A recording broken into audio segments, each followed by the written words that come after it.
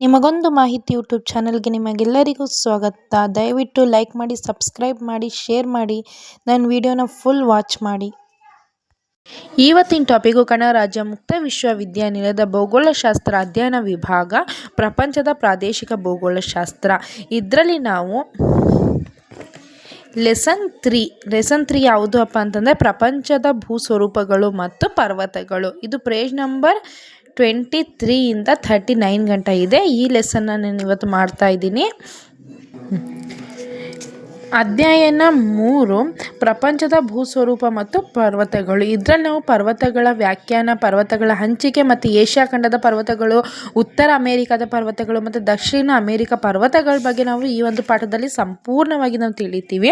First ಈ ಪಾಠದ ಒಂದು ಸ್ವಲ್ಪ ಪೀಠಿಕೆ ನೋಡೋದಾದರೆ, ಯಾವುದೇ ಒಂದು ಭೂಮಿಯನ್ನು ನಾವು ನೋಡಬೇಕು ಅಂದರೆ ಅಲ್ಲಿ ಪ್ರಾಕೃತಿಕ ಪರಿಸರ, ಅಲ್ಲಿನ ಒಂದು ನದಿ ವ್ಯವಸ್ಥೆ ಮತ್ತು ಮಣ್ಣಿನ ವ್ಯವಸ್ಥೆ ಮತ್ತು ಸಸ್ಯವರ್ಗ, ಪ್ರಾಣಿ ವರ್ಗ, ಪ್ರತಿಯೊಂದ್ರ ಬಗ್ಗೆನೂ ನಾವು ತಿಳ್ಕೊಳ್ಳೋದು ತುಂಬಾ ಅವಶ್ಯಕತೆವಾಗಿರುತ್ತದೆ ಅಲ್ವಾ. ನಾವು ಯಾವುದೇ ಒಂದು ಭೂಮಿಯ ಬಗ್ಗೆ, ನಾವು ಒಂದು ಪರ್ವತದ ಬಗ್ಗೆ ಅಧ್ಯಯನ ಮಾಡಬೇಕು ಆದರೆ ಆ ಪರ್ವತದ ಒಂದು ನದಿ ವ್ಯವಸ್ಥೆ, ಅಲ್ಲಿ ಸಸ್ಯವರ್ಗ ಯಾವ ಥರ ಇದೆ, ಪ್ರಾಣಿ ವರ್ಗ ಯಾವ ಥರ ಇಲ್ಲ, ಅಲ್ಲಿನ ಮಣ್ಣಿನ ಒಂದು ರೀತಿ ಬಗ್ಗೆ, ಇದ್ರ ಬಗ್ಗೆ ಎಲ್ಲ ನಾವು ಒಂದು ಅಧ್ಯಯನ ಮಾಡುವುದೇ ಒಂದು ಪರ್ವತಗಳ ವಿವರ ಅಂತ ಹೇಳ್ಬೋದು. ಮತ್ತು ಭೂಮಿಯ ಒಂದು ಭೂಸ್ವರೂಪದ ಆಯಾ ಪ್ರದೇಶದ ಒಂದು ಆರ್ಥಿಕ ಮತ್ತು ಮಾನವೀಯ ಅತಿ ಅಗತ್ಯವಾಗಿರುತ್ತದೆ. ಒಂದು ಪ್ರದೇಶದ ಒಂದು ಆರ್ಥಿಕ ಮತ್ತು ಮಾನವೀಯ ಗುಣ ತುಂಬಾ ಮುಖ್ಯವಾಗಿರುತ್ತದೆ. ಮತ್ತು ನಾವು ಯಾವುದಾದ್ರೂ ವ್ಯವಸಾಯ ಮಾಡಬೇಕು ಅಂತಂದರೆ ಅಲ್ಲಿನ ಒಂದು ಭೂ ಪ್ರದೇಶದ ವಿಸ್ತಾರ ಎಷ್ಟಿದೆ, ಅಲ್ಲಿನ ಫಲವತ್ತತೆ ಹೇಗಿದೆ, ಮತ್ತು ಅಲ್ಲಿನ ಶೀತಲೀಕರಣ ಯಾವ ಥರ ಇದೆ, ಅಲ್ಲಿನ ಖನಿಜಗಳು, ಅಲ್ಲಿ ಯಾವುದೊಂದು ಬೆಳೆದ್ರೆ ನಮ್ಗೆ ಏನು ಗುಣಮಟ್ಟ ಇದೆ ಅಂತ ಪ್ರತಿಯೊಂದನ್ನು ನಾವು ಅಧ್ಯಯನ ಮಾಡುವುದನ್ನು ನಾವು ಭೂಸ್ವರೂಪ ಅಂತ ಹೇಳ್ತೀವಿ. ಅಂದರೆ ಭೂಸ್ವರೂಪ ಅಂದರೆ ನಾವು ಒಂದು ಆರ್ಥಿಕ ಉದ್ಯಾನ ಅಂದರೆ ನಾವು ಒಂದು ನಮಗೆ ಯಾವುದು ಯೂಸ್ ಆಗುತ್ತೆ ಅದ್ರ ಬಗ್ಗೆ ನಾವು ಸಂಪೂರ್ಣವಾಗಿ ಅಧ್ಯಯನ ಮಾಡೋದನ್ನು ಭೂಸ್ವರೂಪ ಅಂತ ಹೇಳ್ತೀವಿ. ನೆಕ್ಸ್ಟ್ ನಾವು ಬರುವುದು ಪರ್ವತಗಳ ವ್ಯಾಖ್ಯಾನ ಮತ್ತು ವಿಧಗಳು ನೋಡೋದಾದರೆ, ಭೂಮಿಯ ಮೇಲೆ ಪರ್ವತಗಳು ಬಹು ಮುಖ್ಯವಾಗಿರುತ್ತದೆ. ಸಾಮಾನ್ಯವಾಗಿ ಸುತ್ತಲಿನ ಪ್ರದೇಶಗಳಿಗಿಂತ ಮತ್ತು ಫುಲ್ ಹೈಟ್ ಆಗಿರೋದು ಮತ್ತು ಇಳಿಜಾರು ಹೊಂದಿರುವ ಭೂಸ್ವರೂಪವನ್ನು ನಾವು ಪರ್ವತ ಅಂತ ಹೇಳ್ತೀವಿ. ನಮ್ಮ ಸುತ್ತಲಿನ ಪ್ರದೇಶಗಳಿಗಿಂತ ಹೆಚ್ಚು ಎತ್ತರದಲ್ಲಿರುತ್ತೆ ಮತ್ತು ಇಳಿಜಾರು ಹೊಂದಿರುವುದನ್ನು ನಾವು ಪರ್ವತಗಳಂತ ಕರಿತೀವಿ. ಅಂದರೆ ಪರ್ವತಗಳು ಇಷ್ಟೇ ಹೈಟ್ ಇರುತ್ತೆ, ಹಿಂಗೆ ಇರುತ್ತೆ ಅಂತ ಎಲ್ಲೂ ಕೂಡ ಇಲ್ಲ, ಆಯಿತಾ. ನಾವು ಪರ್ವತಗಳಿಗೆ ನಾವು ಪ್ರಪಂಚದ ಕೆಲವು ಭಾಗಗಳು ಏನಂತಾರೆ ಅಂತಂದರೆ 1000 ಮೀಟರ್ಗಿಂತ ಎತ್ತರದಲ್ಲಿರುವ ಒಂದು ಭೂಸ್ವರೂಪವನ್ನು ನಾವು ಪರ್ವತಗಳಂತ ಕರಿತೀವಿ. ಮತ್ತು ಕೆಲವು ಕಡೆಗಳಲ್ಲಿ ಅದಕ್ಕಿಂತ ಹೆಚ್ಚು ಎತ್ತರದಲ್ಲಿರುವುದನ್ನು ನಾವು ಬೆಟ್ಟಗಳಂತ ಕರಿತೀವಿ ಅಂತ ಹೇಳಿದ್ದಾರೆ. ಮತ್ತು ಇದ್ರ ಬಗ್ಗೆ ಒಬ್ಬೊಬ್ಬರು ಒಂದೊಂದು ವ್ಯಾಖ್ಯಾನಗಳನ್ನ ನೀಡಿದ್ದಾರೆ. ಇದೊಂದು ಸತಿ ಓದ್ಕೊಂಡ್ರೆ ಗೊತ್ತಾಗುತ್ತೆ, ಒಬ್ಬೊಬ್ಬರು ಒಂದೊಂದು ವ್ಯಾಖ್ಯಾನ ನೀಡಿದ್ದಾರೆ. ಅಂದರೆ ಪರ್ವತಗಳಂತಂದರೆ ಒಂದು 1000 ಮೀಟರ್ಗಿಂತ ಎತ್ತರದಲ್ಲಿರುವುದನ್ನು ನಾವು ಪರ್ವತ ಅಂತ ಹೇಳ್ತೀವಿ, ಅದಕ್ಕಿಂತ ಎತ್ತರದಲ್ಲಿರುವುದನ್ನು ನಾವು ಬೆಟ್ಟ ಅಂತ ಹೇಳ್ತೀವಿ ಅಂತ ಹೇಳಬಹುದು. ಮತ್ತು ಇದರ ಒಂದು ವಿಧಗಳು ನೋಡೋದಾದರೆ, ಇದರ ಯಾವ್ಯಾವ ವಿಧಗಳನ್ನ ಹೊಂದಿದೆ ಅಂತಂದರೆ ಇದು ಮತ್ತು ಪರ್ವತಗಳನ್ನ ಲಕ್ಷಣಗಳನ್ನ ವಿಧಗಳನ್ನ ಭೂಮಿಯ ಲಕ್ಷಣಗಳು ಮತ್ತು ಮಾರ್ಪಾಡಿನ ಆಧಾರದ ಮೇಲೆ 4 ವಿಧಗಳನ್ನ ಮಾಡಿದ್ದಾರೆ. ಯಾವುದು ಅಂತಂದರೆ ಜ್ವಾಲಾಮುಖಿ ಪರ್ವತಗಳು, ಸ್ತರಭಂಗ ಜನಿತ ಪರ್ವತಗಳು, ಅವಶೇಷ ಪರ್ವತಗಳು ಹಾಗೂ ಮಡಿಕೆ ಪರ್ವತಗಳು. ಇದು 4 ಕೂಡ ಪರ್ವತಗಳ ವಿಧಗಳು. ಜ್ವಾಲಾಮುಖಿ, ಸ್ತರಭಂಗ, ಅವಶೇಷ, ಮಡಿಕೆ, ಇದು 4 ಕೂಡ ಪರ್ವತಗಳ ವಿಧಗಳು ಅಂತ ಹೇಳಬಹುದು. ಮತ್ತು ಇದ್ರ ಬಗ್ಗೆ ಒಂದೊಂದು ರೀತಿಯಲ್ಲಿ ವಿವರವಿದೆ. ಇದ್ರ ಬಗ್ಗೆ ನಾನು ಜಾಸ್ತಿ ಡೀಪಾಗಿ ಹೇಳಕ್ಕೆ ಹೋಗಲ್ಲ, ನೀವೇ ಒಂದು ಸತಿ ಓದ್ಕೊಳ್ಳಿ. ನೆಕ್ಸ್ಟು ಪರ್ವತಗಳ ಹಂಚಿಕೆ ಬರುತ್ತೆ. ಪ್ರಪಂಚದಲ್ಲಿ ಎಲ್ಲ ಭೂಖಂಡ ವಿವಿಧ ಪ್ರಕಾರದ ಪರ್ವತಗಳ ಹಂಚಿಕೆಯನ್ನು ಹೊಂದಿದೆ. ಏಷ್ಯಾ, ಯುರೋಪ್, ಉತ್ತರ ಅಮೇರಿಕಾ, ದಕ್ಷಿಣ ಅಮೇರಿಕಾ ಖಂಡಗಳು ಹಲವಾರು ಪರ್ವತ ಶ್ರೇಣಿಗಳನ್ನ ಒಳಗೊಂಡಿದೆ. ಅವುಗಳು ಈ ಖಂಡದ ವಿಸ್ತಾರವಾದ ಭೂಪ್ರದೇಶವನ್ನು ಆವರಿಸಿದೆ ಅಂತ ಹೇಳ್ಬೋದು. ಅಂತಂದರೆ ಪರ್ವತದ ಹಂಚಿಕೆಗಳು ಏಷ್ಯಾ, ಯುರೋಪ್, ಉತ್ತರ ಅಮೇರಿಕಾ ಮತ್ತು ದಕ್ಷಿಣ ಅಮೇರಿಕಾ ಇಷ್ಟು ಇದರಲ್ಲಿ ಒಂದು ಹಂಚಿಕೆ ಆಗಿದೆ. ಮತ್ತು ಏಷ್ಯಾ ಖಂಡ ಪರ್ವತ, ಫಸ್ಟ್ ನಾವು ಏಷ್ಯಾ ಖಂಡ ಪರ್ವತದ ಬಗ್ಗೆ ತಿಳಿಬೇಕಾದ್ರೆ, ಏಷ್ಯಾ ಖಂಡವು ಅತ್ಯುನ್ನತವಾದ ಅತಿ ಹೆಚ್ಚು ಉದ್ದವಾದ ಹಲವು ಪರ್ವತ ಶ್ರೇಣಿಗಳನ್ನ ಒಳಗೊಂಡಿದೆ. ಇದು ವಿಸ್ತಾರವಾದ ಪ್ರದೇಶವಾಗಿ ಹರಡಿದೆ ಮತ್ತು ಇದು ಕೇಂದ್ರ ಭಾಗದಲ್ಲಿ ಹರಡಿರುವ ಮಡಿಕೆ ಪರ್ವತಗಳು ಹಾಗೂ ಅವುಗಳ ನಡುವೆ ವಿಸ್ತಾರಗೊಂಡ ಪ್ರಸ್ಥಭೂಮಿಯೂ ಸಹ ಇದೆ ಮತ್ತು ಇದು 20% ಭಾಗವನ್ನು ಆವರಿಸಿದೆ ಮತ್ತು ಇದು ಅತಿ ಹೆಚ್ಚು ಎತ್ತರವಾದ ಪ್ರಸ್ಥಭೂಮಿಯಾಗಿದ್ದು ಇದು ಸುತ್ತಲೂ ಮಡಿಕೆ ಪರ್ವತಗಳು ಸರಣಿ ಕಂಡುಬರುತ್ತದೆ ಅಂತ ಹೇಳಬಹುದು. ಮತ್ತು ಏಷ್ಯಾ ಖಂಡದ ಪರ್ವತಗಳ ಸರಣಿಯನ್ನು 2 ಕೇಂದ್ರಗಳನ್ನ ಹೊಂದಿದೆ. ಅವುಗಳನ್ನು ಪರ್ವತ ಗ್ರಂಥಿ ಅಂತಲೂ ಕರಿತೇವೆ. ಅವುಗಳೆಂದರೆ ಪಾಯಿರ್ ಗ್ರಂಥಿ ಮತ್ತು ಅರ್ಮೇನಿಯನ್ ಗ್ರಂಥಿ ಅಂತ ಹೇಳಬಹುದು. ಇದು 2 ಕೇಂದ್ರ ಗ್ರಂಥಿಗಳನ್ನ ಹೊಂದಿದೆ ಮತ್ತು ಇದು ಹಲವು ಶಾಖೆಗಳನ್ನು ಕೂಡ ಹೊಂದಿದೆ. ಯಾವುದು ಏಷ್ಯಾ ಖಂಡದ ಪರ್ವತಗಳು ಹಲವು ಶಾಖೆಗಳನ್ನ ಹೊಂದಿದೆ. ಅವುಗಳಲ್ಲಿ ಹಿಮಾಲಯ ಪರ್ವತ, ಕಾರಾಕೋರಂ ಮತ್ತು ಕೋನ್ಲುನ್ ಮತ್ತು ಟಿಯಾನ್ ಶಾನ್ ಸರಣಿ, ಟ್ರಾನ್ಸ್ ಅಲೈ ಸರಣಿ, ಹಿಂದೂ ಕುಶ್ ಸರಣಿ. ಇದು ಇಷ್ಟು ಕೂಡ ಇದರ ಹೊಂದಿರುವ ಶಾಖೆಗಳು ಅಂತ ಹೇಳಬಹುದು.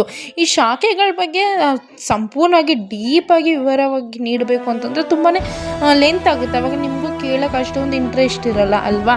ಇದನ್ನು ನಾವು ಪಾಯಿಂಟ್ಸ್ ಏನು ಹಾಕಿದ್ದೀನಿ ನೋಡಿ, ಈ ಪಾಯಿಂಟ್ಸ್ನ ಮಾತ್ರ ನೋಡ್ಕೊಳ್ಳಿ.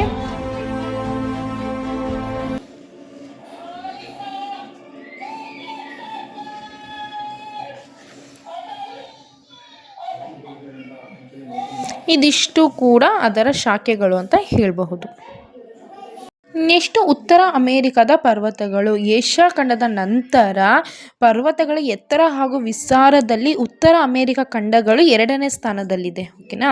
ಉತ್ತರ ಅಮೇರಿಕಾದ ಪೂರ್ವ ಹಾಗೂ ಪಶ್ಚಿಮ ಭಾಗಗಳೆರಡು ಪರ್ವತಗಳ ಹಂಚಿಕೆಯು ಪೂರ್ವದಲ್ಲಿರುವ ಅಪಲೇಶಿಯನ್ ಪರ್ವತಗಳು ಅವಶೇಷ ಪರ್ವತಗಳಾಗಿದ್ದು ಅವುಗಳು ಉನ್ನತ ಭೂಭಾಗ ಕಂಡುಬರುತ್ತದೆ. ಆದರೆ ಪಶ್ಚಿಮ ತೀರದಲ್ಲಿ ಉದ್ದಕ್ಕೂ ಇದಕ್ಕೆ ಸಮಾಂತರವಾಗಿ ರಾಕಿ ಪರ್ವತ ಹಾಗೂ ಈ ಥರ ಹಲವಾರು ಅತ್ಯುನ್ನತ ಶ್ರೇಣಿಗಳಿವೆ ಅಂತ ಹೇಳಬಹುದು. ಮತ್ತು ಇದರ ಒಂದು ಪಾಯಿಂಟ್ಸ್ಗಳು ನೋಡೋದಾದರೆ ಅಪಲೇಶಿಯನ್ ಪರ್ವತಗಳು, ಪಶ್ಚಿಮದ ಕಾರ್ಡಿಲೇರಾ, ಪಶ್ಚಿಮ ಶ್ರೇಣಿಗಳು ಮತ್ತು ಪೂರ್ವ ಶ್ರೇಣಿಗಳು. ಇದಿಷ್ಟು ಕೂಡ ಉತ್ತರ ಅಮೇರಿಕಾದ ಪರ್ವತದ ಬಗ್ಗೆ ನಾವು ನೋಡಬಹುದು.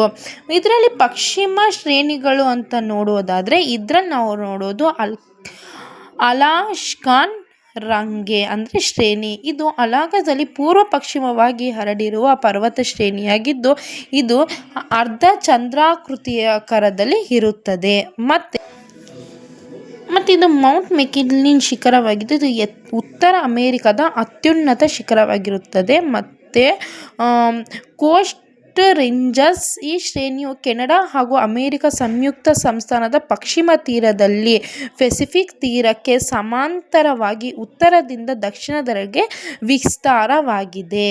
ಮತ್ತು ನೆಕ್ಸ್ಟ್ ಥರ್ಡ್ ಒನ್ ಇದೆಯಲ್ಲ, ಇದು ಅಮೇರಿಕ ಸಂಯುಕ್ತ ಸಂಸ್ಥಾನದಲ್ಲೇ ಕೋಸ್ಟ್ ರಿಂಗ್ ಅಂದರೆ ತೀರ ವಲಯದ ಶ್ರೇಣಿ ಸಮಾಂತರವಾಗಿ ಪೂರ್ವದಲ್ಲಿ ಮತ್ತೊಂದು ಪರ್ವತ ಶ್ರೇಣಿಯಾಗಿದೆ ಅಂತ ಹೇಳಬಹುದು. ಮತ್ತು ಪೂರ್ವ ಶ್ರೇಣಿಗಳ ಬಗ್ಗೆ ನೋಡೋದಾದರೆ ಬ್ರೂನ್ಸ್ ಶ್ರೇಣಿ, ಮೆಕೆಂಜಿಮ್ ಪರ್ವತಗಳು, ರಾಕಿ ಪರ್ವತಗಳು ಇದು ನೋಡಬಹುದು. ನೆಕ್ಸ್ಟ್ ನಾವು ಬರೋದು ಯಾವುದ್ರ ಬಗ್ಗೆ ನೋಡೋದಾದರೆ ದಕ್ಷಿಣ ಅಮೇರಿಕಾದ ಪರ್ವತಗಳು. ಯಾವುದು? ದಕ್ಷಿಣ ಅಮೇರಿಕಾದ ಪರ್ವತಗಳು. ದಕ್ಷಿಣ ಅಮೇರಿಕಾ ಖಂಡದ ಪರ್ವತಗಳು. ದಕ್ಷಿಣ ಅಮೇರಿಕಾ ಭೂಸ್ವರೂಪಗಳ ನಿರ್ಮಾಣ, ಹಂಚಿಕೆ ಮತ್ತು ಮೊದಲಾದ ಲಕ್ಷಣಗಳಲ್ಲಿ ಬಹುತೇಕ ಉತ್ತರ ಅಮೇರಿಕಾದ ಭೂಸ್ವರೂಪಗಳನ್ನು ಹೋಲುತ್ತದೆ. ಈ ಖಂಡದಲ್ಲಿ 2 ಪ್ರಧಾನ ಪರ್ವತ ಶ್ರೇಣಿಗಳು ಕಂಡುಬರುತ್ತದೆ. ಅವುಗಳೆಂದರೆ ಪಶ್ಚಿಮ ಆಂಡೀಸ್ ಕಾರ್ಲೆರಾ ಮತ್ತು ಪೂರ್ವದ ಉನ್ನತ ಪ್ರದೇಶ ಅಂತ 2 ಪ್ರಮುಖ ಸರಣಿಗಳನ್ನ ನೋಡಬಹುದು. ಆಂಡ್ಲೀಸ್ ಕಾರ್ಡಿರ ಮತ್ತು ಪೂರ್ವದ ಉನ್ನತ ಪ್ರದೇಶ, ಇದು ಎರಡೂ ಕೂಡ ದಕ್ಷಿಣ ಅಮೇರಿಕಾದ ಪರ್ವತಗಳ ಒಂದು ಪ್ರಮುಖ ಸರಣಿಗಳು. ಇದರ ಬಗ್ಗೆ ಒಂಚೂರು ಕಣ್ಣಲ್ಲಾಡಿಸ್ಕೊಳ್ಳಿ, ಯಾಕಂದರೆ ನಾವು ಹೆಡ್ಲೈನ್ಸ್ ಬರೆದ್ರೆ ಸಾಕಿದೆ, ಅದ್ರ ಬಗ್ಗೆ ನಾವು ಬೇಕಾದರೆ ಡೀಪಾಗಿ ಎಕ್ಸ್ಪ್ಲೈನ್ ಕೊಡಬಹುದು. ಇದೆರಡು ಕೂಡ ಇದರಲ್ಲಿ ಬರೋದು ಮೇನ್ ಪಾಯಿಂಟ್ಸ್ ಆಗಿರುತ್ತದೆ. ನೆಕ್ಸ್ಟ್ ನಾವು ಬರೋದು ಆಫ್ರಿಕಾ ಖಂಡದ ಪರ್ವತಗಳು. ನೆಕ್ಸ್ಟ್ ನಾವು ಬರೋದು ಯಾವುದಕ್ಕೆ? ಆಫ್ರಿಕಾ ಖಂಡದ ಪರ್ವತಗಳು. ಆಫ್ರಿಕಾ ಖಂಡವು ವಿಸ್ತಾರವಾದ ಪ್ರಸ್ಥಭೂಮಿಯಾಗಿದ್ದು ಇದು ಹೊಂದಿರುವ ಪರ್ವತಗಳು ಕಡಿಮೆ. ಇದು ತುಂಬ ಕಡಿಮೆ ಪರ್ವತಗಳನ್ನ ಹೊಂದಿದೆ ಮತ್ತು ಇದು ವಾಯುಗುಣಗಳಲ್ಲಿ ಅಟ್ಲಾಸ್ ಪರ್ವತಗಳಿಗೆ ಒಂದು ಹೋಲಿಕೆ ಆಗುತ್ತದೆ ಮತ್ತು ಈ ಖಂಡಗಳು ಅತ್ಯುನ್ನತವಾದ ಜ್ವಾಲಾಮುಖಿ ಪರ್ವತಗಳನ್ನು ಒಳಗೊಂಡಿದೆ. ಇದು ಜ್ವಾಲಾಮುಖಿ ಪರ್ವತಗಳನ್ನ ಒಳಗೊಂಡಿದೆ ಆಫ್ರಿಕಾ ಖಂಡ. ಮತ್ತು ಇದು ಮೌಂಟ್ ಕಿನ್ಯಾ, ಮೌಂಟ್ ಕಿಲಿಮಂಜಾರೋ ಮೊದಲಾದವು ಇವುಗಳಲ್ಲಿ ಮುಖ್ಯವಾದದ್ದು. ಮತ್ತು ಅಟ್ಲಾಸ್ ಪರ್ವತಗಳು ಇದು ಆಫ್ರಿಕಾದ ವಾಯುವ್ಯ ಭಾಗದಲ್ಲಿ ಇದೆ ಮತ್ತು ಈಶಾನ್ಯ ಕಡೆಗೆ ವಿಸ್ತಾರವಾಗಿದೆ ಅಂತ ಹೇಳಬಹುದು. ನೆಕ್ಸ್ಟು ಯುರೋಪ್ ಪರ್ವತ. ಯಾವುದು? ಯುರೋಪ್ ಪರ್ವತ ಬರುತ್ತೆ. ಯುರೋಪ್ ಪರ್ವತದಲ್ಲಿ ಪಾಯಿಂಟ್ಸ್ ಇದೆ. ವಾಯುವ್ಯದ ಸ್ಕ್ಯಾಂಡಿನೇವಿಯಾದ ಪರ್ವತಗಳು, ದಕ್ಷಿಣ ಯುರೋಪ್ನ ಮಡಿಕೆ ಪರ್ವತಗಳು, ಇದೆರಡು ಪಾಯಿಂಟ್ಸ್ ಬರುತ್ತೆ. ನೆಕ್ಸ್ಟ್ ನಾವು ಯಾವುದು ಅಂತ ನೋಡೋದಾದರೆ ಆಸ್ಟ್ರೇಲಿಯಾ ಖಂಡಗಳ ಪರ್ವತಗಳು. ಆಸ್ಟ್ರೇಲಿಯಾದ ಪರ್ವತಗಳ ಬಗ್ಗೆ ನೋಡೋದಾದರೆ ಆಸ್ಟ್ರೇಲಿಯಾವು ಬಹುಭಾಗವು ಪ್ರಸ್ಥಭೂಮಿಯಾಗಿದ್ದು ಇದು ಒಂದು ಬಹುಭಾಗ ಏನಿದೆ ಪ್ರಸ್ಥಭೂಮಿನೇ ಇದೆ. ಇದು ಪಶ್ಚಿಮ ಭಾಗದಲ್ಲಿ ಅಲ್ಲಲ್ಲಿ ಕೆಲವು ಪರ್ವತ ಶ್ರೇಣಿಗಳನ್ನ ಕಾಣಬಹುದು ಮತ್ತು ಇವುಗಳಲ್ಲಿ ಪರ್ವತಗಳಲ್ಲಿ ಕಂಡುಬರುವ ಗ್ರೇಟ್ ಡೆವಿಲಿಂಗ್ ಶ್ರೇಣಿಯು ಅತ್ಯಂತ ಪ್ರಮುಖವಾಗಿರುತ್ತದೆ ಮತ್ತು ಅವುಗಳು ಉತ್ತರದಲ್ಲಿ ತುಂಬಾ ದೊಡ್ಡದಾಗಿರುತ್ತದೆ ಮತ್ತು ಸಮಾಂತರವಾಗಿರುತ್ತದೆ. ಮತ್ತು ಇದರಲ್ಲಿ ಮೌಂಟ್ ಕುಸಿಯುಸ್ಕೋ 2230 ಮೀಟರ್ ಎತ್ತರದಲ್ಲಿದೆ. ಇದು ಆಸ್ಟ್ರೇಲಿಯಾ ದೇಶದ ಅತ್ಯಂತ ಎತ್ತರವಾದ ಶಿಖರವಾಗಿದೆ ಅಂತಲೂ ಹೇಳಬಹುದು. ಇದು ಆಸ್ಟ್ರೇಲಿಯಾ ಖಂಡದ ಪರ್ವತದ ಬಗ್ಗೆ ಹೇಳ್ತಾ ಇರೋದು. ಪರ್ವತಗಳ ಉಪಯೋಗಗಳು ನೋಡೋದಾದರೆ ಆಸ್ಟ್ರೇಲಿಯಾ ಪರ್ವತಗಳು ತುಂಬಾ ಯೂಸ್ಫುಲ್ ಆಗಿದೆ ಮತ್ತು ತುಂಬಾ ಉಪಯೋಗ ನೀಡುತ್ತದೆ. ಇದು ಶೀತದಿಂದ, ಉಷ್ಣಾಂಶದಿಂದ ಮತ್ತು ವಾಯುರಾಶಿಯಿಂದ ಮತ್ತು ಮಾರುತಗಳಿಂದ ಏನು ಮಾಡುತ್ತೆ, ಇದು ವಿದೇಶಿಯರು ಆಕ್ರಮಣಕಾರರಿಂದನೂ ಕೂಡ ಇದು ರಕ್ಷಣೆ ನೀಡುತ್ತೆ. ಇದು ಶೀತ, ಉಷ್ಣ, ವಾಯುವ್ಯ ಮತ್ತು ವಿದೇಶಿಯರ ಆಕ್ರಮಣ ಪ್ರತಿಯೊಂದರಿಂದ ನಮಗೆ ಆಸ್ಟ್ರೇಲಿಯಾ ಖಂಡಕ್ಕೆ ಒಂದು ರಕ್ಷಣೆ ನೀಡುತ್ತೆ. ಮತ್ತು ಪರ್ವತಗಳು ಮಳೆ ಸುರಿಯುವುದನ್ನು ಕಾಣಬಹುದು ಮತ್ತು ಇವುಗಳು ನದಿಗಳ ಉಗಮ ಸ್ಥಾನವಾಗಿದೆ. ಇದು ಹಿಮ ಕರಗುತ್ತದೆ. ಇಲ್ಲಿ ಎನಿ ಟೈಮ್ ಯಾವಾಗಲೂ ನೀರು ಇದ್ದೇ ಇರುತ್ತದೆ ಮತ್ತು ಇದು ಪ್ರತಿ ನೀರಾವರಿನ ಪೂರೈಸುತ್ತದೆ ಮತ್ತು ಇದನ್ನು ನೀರಾವರಿ ಮತ್ತು ಜಲವಿದ್ಯುತ್ ಉತ್ಪನ್ನ ಎಂತನೂ ಕೂಡ ಕರೀಬಹುದು. ಮತ್ತು ಪರ್ವತಗಳು ಅರಣ್ಯ ಸಂಪತ್ತು ಮತ್ತು ಹುಲ್ಲುಗಾವಲುಗಳನ್ನು ಒಳಗೊಂಡಿದ್ದು ಅರಣ್ಯಗಾರಿಕೆ ಮತ್ತು ಪಶು ಸಂಗೋಪನೆಗೆ ಉಪಯುಕ್ತವಾಗಿದೆ. ಮತ್ತು ಇವುಗಳಲ್ಲಿ ಅನೇಕ ಸ್ಥಳವು ಗಿರಿಧಾಮಗಳನ್ನು ಪ್ರವಾಸಿ ಕೇಂದ್ರವಾಗಿದೆ. ಆಸ್ಟ್ರೇಲಿಯಾ ಒಂದು ಪ್ರವಾಸಿ ಕೇಂದ್ರನೂ ಆಗಿದೆ ಮತ್ತು ಇದು ಪರ್ವತಗಳನ್ನ ಹೊಂದಿದ್ದು ಇದು ಖನಿಜಗಳು ಮತ್ತು ಗಣಿಗಾರಿಕೆಯನ್ನು ಪ್ರೋತ್ಸಾಹಿಸುತ್ತದೆ. ಇದು ಗಣಿಗಾರಿಕೆ ಮತ್ತು ಖನಿಜಗಳಿಗೆ ಒಂದು ಪ್ರೋತ್ಸಾಹ ನೀಡುತ್ತದೆ. ಮತ್ತು ಇದು ಜಗತ್ತಿನ ವಿಸ್ತಾರವಾದ ನದಿ ಮೈದಾನ ಮತ್ತು ಪರ್ವತಗಳನ್ನ ಒಳಗೊಂಡಿದೆ. ಇದು ಇಷ್ಟು ಕೂಡ ನಾನು ಹೇಳಿದ್ದು ಯಾವುದ್ರ ಬಗ್ಗೆ? ಆಸ್ಟ್ರೇಲಿಯಾ ಬಗ್ಗೆ. ಇದರಲ್ಲಿ ಆಲ್ರೌಂಡರ್ ಈ ಪಾಠದಲ್ಲಿ ನಾವು ಏನು ತಿಳ್ಕೊಂಡಂತ ನೋಡೋದಾದರೆ ಪ್ರಪಂಚದ ಭೂಸ್ವರೂಪ ಮತ್ತು ಪರ್ವತಗಳು. ಈ ಒಂದು ಪಾಠದಲ್ಲಿ ನಾವು ಏನೇನು ತಿಳ್ಕೊಂಡು ಅಂತಂದರೆ ಭೂಮಿಯ ಭೂಸ್ವರೂಪ ಅಂತಂದರೆ ಏನು, ಮತ್ತು ಪರ್ವತಗಳ ಬಗ್ಗೆ ಯಾರ್ಯಾರು ಏನೇನು ವ್ಯಾಖ್ಯಾನ ನೀಡುತ್ತದೆ, ಮತ್ತು ಪರ್ವತಗಳಂತಂದ್ರೆ ಏನು, ಬೆಟ್ಟ ಅಂತಂದರೆ ಏನು, ಮತ್ತು ಪರ್ವತಗಳ ವಿಧಗಳು, ಜ್ವಾಲಾಮುಖಿ ಮತ್ತು ಇದ್ರ ವಿಧಗಳು ತಿಳ್ಕೊಂಡು ಮತ್ತು ಇದ್ರ ವಿಧಗಳಾದ ಮೇಲೆ ಯಾವ್ಯಾವುದೊಂದು ಪರ್ವತಗಳು ಇದೆ ಅಂತ ನೋಡಿಕೊಂಡು ಹಂಚಿಕೆ ಎಲ್ಲೆಲ್ಲಿ ಪರ್ವತಗಳ ಹಂಚಿಕೆ ಆಗಿದೆ ಅಂತ ನೋಡಿಕೊಂಡು ಯಾವುದು ಏಷ್ಯಾ ಖಂಡದ ಪರ್ವತಗಳು ಮತ್ತು ಉತ್ತರ ಅಮೇರಿಕಾದ ಪರ್ವತಗಳು, ದಕ್ಷಿಣ ಅಮೇರಿಕಾದ ಪರ್ವತಗಳು ಮತ್ತು ಆಫ್ರಿಕಾ ಖಂಡದ ಪರ್ವತಗಳು ಮತ್ತು ಆಸ್ಟ್ರೇಲಿಯಾ ಪರ್ವತಗಳು ಇದಿಷ್ಟರ ಬಗ್ಗೆ ನಾವು ತಿಳ್ಕೊಂಡು ಈ ಒಂದು ಪಾಠ ನಿಮಗೆ ಇಷ್ಟವಾಗಿದ್ದರೆ ಲೈಕ್ ಮಾಡಿ, ಸಬ್ಸ್ಕ್ರೈಬ್ ಮಾಡಿ ಮತ್ತು ನನಗೆ ಸಪೋರ್ಟ್ ಮಾಡಿ, ಎಲ್ಲರಿಗೂ ಶೇರ್ ಮಾಡಿ ಅಂತ ಹೇಳುತ್ತಾ ಇವತ್ತಿನ ವಿಡಿಯೋ ನಾನು ಮುಗಿಸ್ತಾ ಇದ್ದೀನಿ. Thank you so much for all.